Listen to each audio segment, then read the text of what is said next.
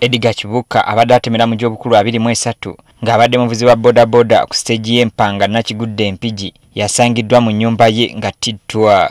Abatemu batutte pikipiki ye n'ebintu by'omu nnyumba.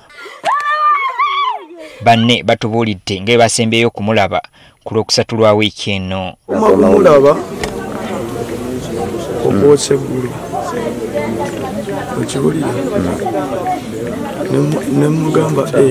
nemugamba nga leero okeddeko ye kituufu neetaagayo kasente konzi kali nze nentambula nengenda byange ne kalyangobbeko okukola emirimu gyange kati olunaku lw'eggulo lwonna saamulabireko lunaku lulamba.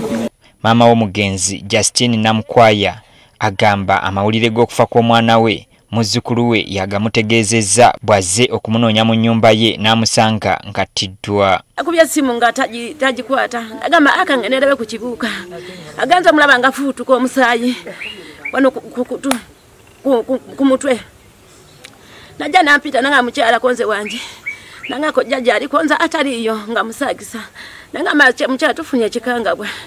Ssentebe w'ekyalo kino Kalanzane Gonzaga agamba ettemu lino libeewuunyisizza kubanga babadde tebabeerangako nalyo ku kitundu kyabwe. Kusaba bukuumi mu kitundu muno tubadde tutunafunamu njege eno egudde essaawa eno ebyo tubadde tubirabira wala naye kati tubiraba ate mu kitundu kyabwe. Ssentebe w'abavuzi ba bodaboda Empigi Godfrey Saazi mwennyamivu olw'obubbi bwa bodaboda obweyongedde n'ategeeza nga abasse Kibuuka bandiba nga babadde bamumanyi bulungi. Ennyumba eraga nteriiko olukiro luliko kamogo n'akamu kiraga tyabaamusse yabadde nabo mu nnyumba era nga abamanyi. Poliisi etuuse n'eggyawo omulambo okugutwala mu ddwaliro ekkulu Empigi ng'okunoonyereza ku baakoze ettemu lino bwe kugenda mu maaso.